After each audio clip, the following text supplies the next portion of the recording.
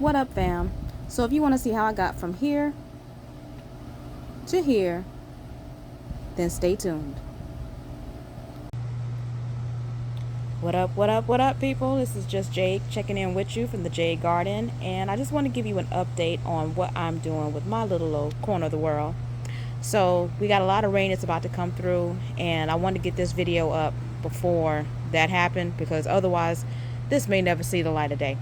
But right now we're starting our spring cleaning, and I know I really just started growing recently, so I can't really call this a revamp of my garden. But anybody who checked out my first video, you saw that when I started, which was like in November of 2021, I had like a little baby gate area set up where I had started some mustard greens, some kale, and that was like the very beginning of me venturing into gardening. Well, that was the end of last year, and it is now the beginning of this. And in that short period of time, I have decided to go ahead and get rid of the baby gate and spread out in the yard and start growing some more stuff. So I'm going to take you through and just show you what I've got set up. And we're going to start from the pineapples, which is what started it all. As y'all may recall from one of my previous videos, I lost a pineapple at the beginning of the year. But me growing pineapples is what started me on this whole venture in the first place. I took a pineapple from a grocery store, cut the top off, stuck it in some dirt. Lo and behold, it grew. And thus began my fantasy with growing. So here I've got what is left of my pineapples. We've got our two little pineapples here, and as you can see, there's a pot sitting inside of another pot. The one that is sitting inside of, that's where another pineapple is going to go. But this aloe vera was on sale at Lowe's for like $2 because it was dying. I don't know how smart it was for somebody who doesn't really know much about growing to buy something that was already dying. But hey, it's $2. So if I fail at bringing this back to life or giving this some extra life, then it is what it is. I didn't lose nothing but $2. What is here is the seeding of my mustard greens. I don't know how to tell when it's time to take the seeds off. I think you're supposed to wait till they're like really dry or whatever. I don't know if that's focusing or not, but it looks like it's close, and hopefully I'll be able to harvest the seeds from the mustards that I grew or started growing in November. So I'll be happy to do that. That's the little chair that goes on my back patio. Like I said, we're just spring cleaning, so we're cleaning off the patio and everything. But these containers are where I plan on growing watermelon. So I've got the soil in two of them, and this third one doesn't have anything in it yet, but I did have to cover it up because it's already started raining a little bit. So we're going to move on to the next little section. These are the raised beds that I bought. This is the first one. As you see, I moved the strawberries over into this bed, and I've already clipped most of the strawberries off. So from what I understand, you can get bigger strawberries if you just clip the flowers off when you first get the strawberry plants. Just clip the flowers off until like June and then let them fruit. So I went ahead and made the sacrifice because the ones I had, they were real teeny, but I want nice good sized strawberries. So since I was transplanting them anyway, we cut those off. As you can see, I got some more flowers I need to cut off now. And this little doohickey here, I plan on using growing nothing but herbs. So this one is oregano. I did buy this from the orange people. It's Italian oregano. My husband likes to do a lot with oregano, so I'm going to grow that in the back. I don't know which other herb I plan on growing in the same container, but I do know I want to do like some thyme and a few other things. So yeah, that's what both of these two containers are going to be for, is just growing herbs. This one I'm probably going to put in the shade, this one right here, and then this one is going to be for herbs that like full sun. This is what's left over from the calendula. I shouldn't say left over because I started these just in case my other calendula that's in my 5-gallon bucket didn't grow.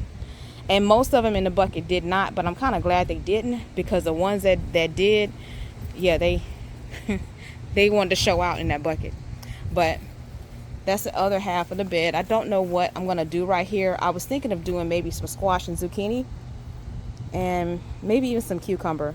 So I'm trying to figure that out now. I've got a whole nother bed over here. As you can see, this is the other bed.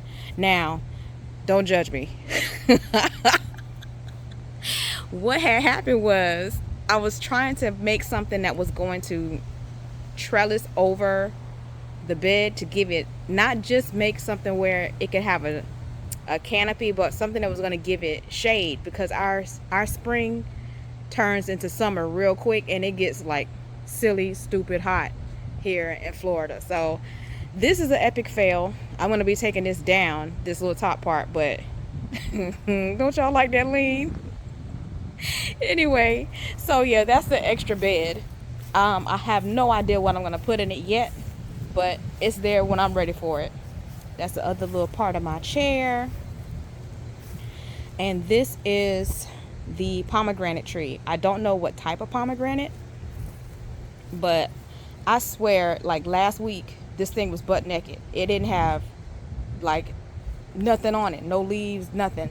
So I was worried, because I thought these were evergreens, but it's coming back like strong. All I did was move it over here, and of course gave it a little water, and yeah, the leaves are coming back.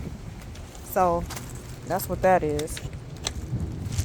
Now, as y'all can see, I put this baby gate here so that my dogs can't escape back there. But anyway, we'll get back there and you'll see why I'm worried about it in a minute. So here is where everything else is. We've got our Meyer lemon tree. As you can see, everything's in buckets. But here's the Meyer lemon tree, and it looks like I might get some lemons this year. So it's starting to load up with a couple of little babies here and there. I think that's a flower bud.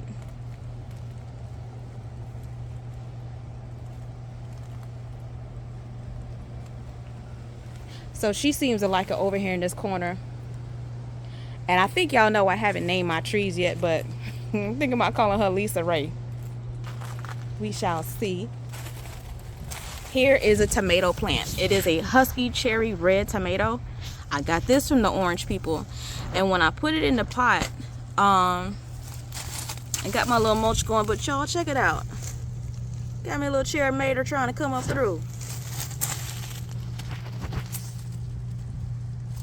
Wait, where am I here? I can't even see. Y'all see those maters?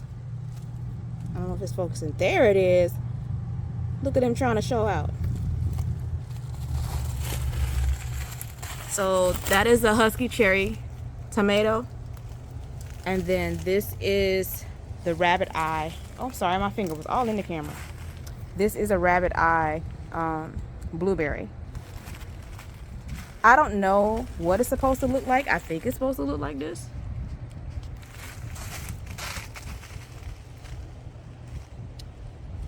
But that's what we're working with. So I'm guessing that means I might have some blueberries this year.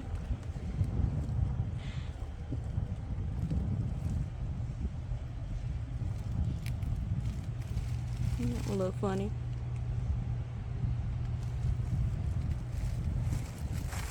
That's a rabbit eye. This is a green, Bonnie green bell pepper.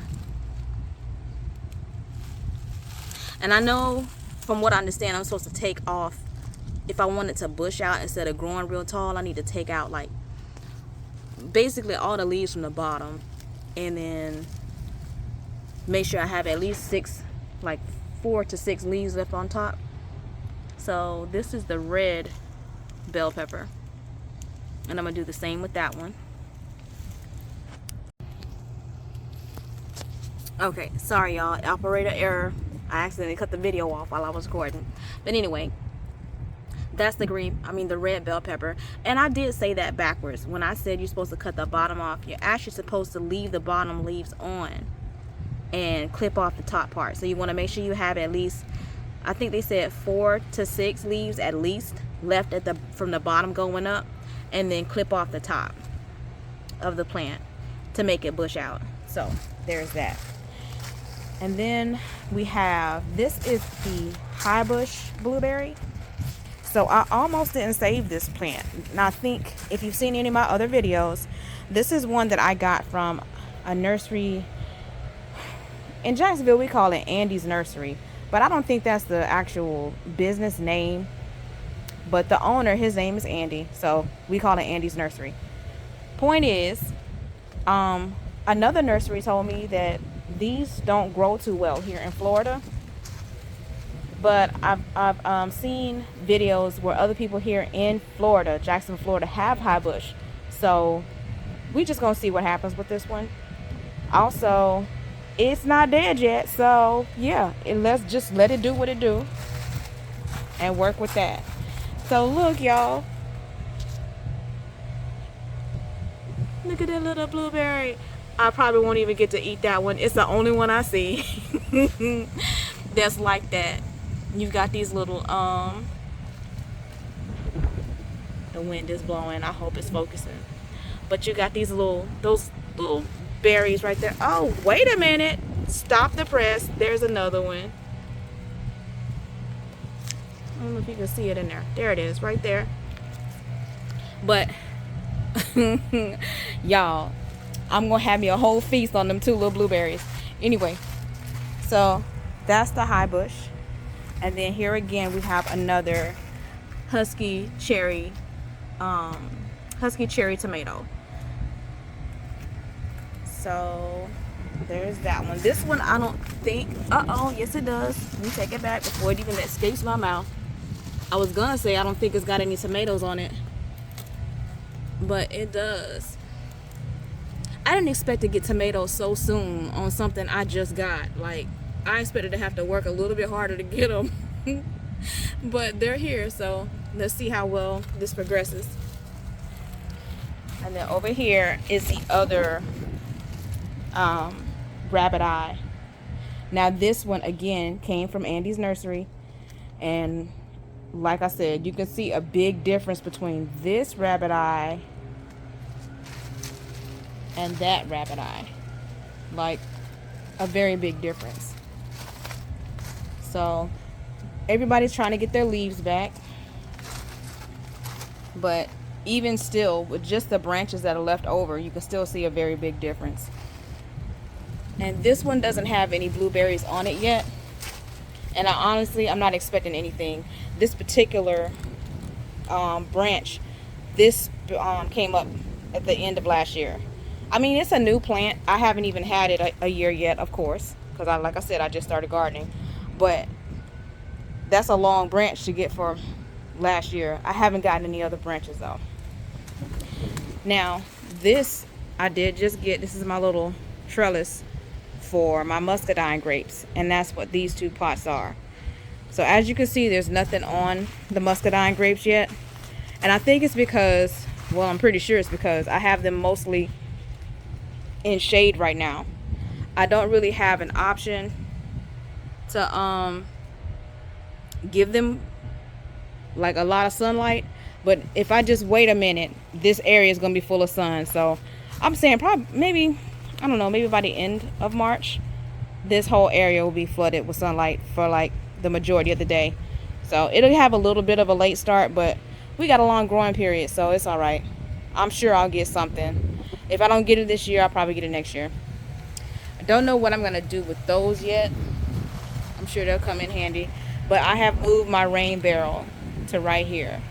So the funny thing is, last year when I got this rain barrel, I didn't want to add this little thing right here, whatever this is. I didn't want to do that. I didn't want to have to cut into the drainage to add that. So what I did was I was taking buckets, and whenever it rained, I would lay the buckets out in the yard and catch the rain. And then I had one bucket in particular that I would sit up under the drain, and whenever it rained, I would come out here and I'd wait for them buckets to fill up and pour the rain into the rain barrel. So I got the nerve to ask my husband to go ahead and do that, and he did. So there's that. It's finally set up where I don't have to run out here every 30 minutes. Actually, every 10 minutes, because that thing was filling up quick. The buckets were anyway, to go empty the buckets into this container.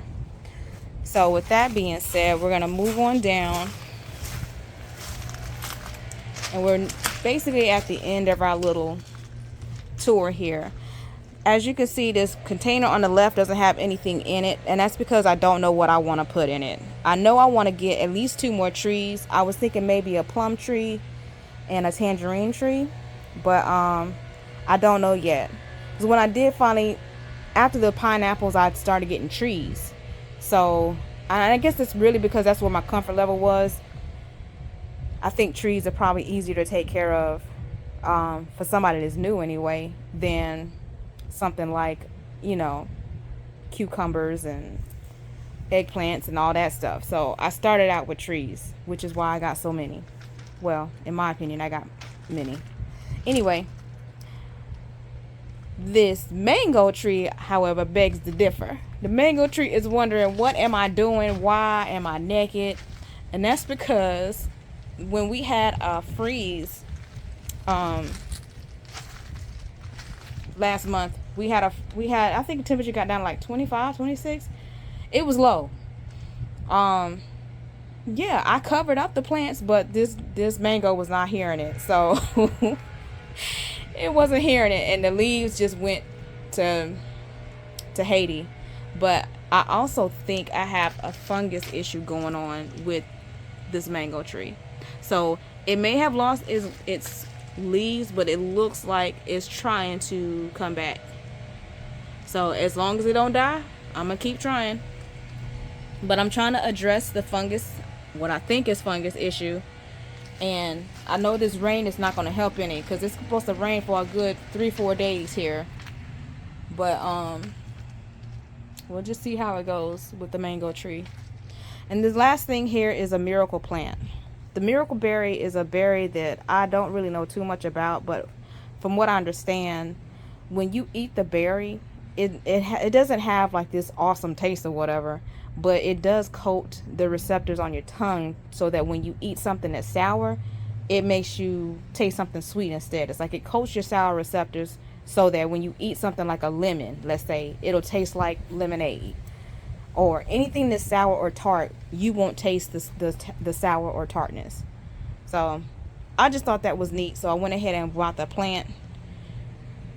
And there it is. It's not something that's really prominent here in Zone 9A, but you know, why not? So these are the baby gates that used to be up against this fence to keep my dogs from going up under the fence to escape into the world to see what's going on outside.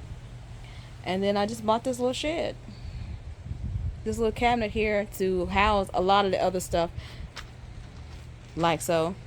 I'm waiting to get shelves, so I'm real upset that when I bought this Craftsman cabinet, it don't have no daggone shelves in it. You gotta buy the shelves separately. Like, its stuff is getting out of hand. First they started with the cell phones. Now they don't want to give you the charger for the cell phone. They give you the phone and not the blasted charger. And now y'all doing it with stupid stuff like these shelves. Y'all stop the madness. Anyway, that's the end of my little tour. I hope you enjoyed. Please like, comment, and subscribe, and I will talk to you guys soon. Thanks, and enjoy the rest of your day.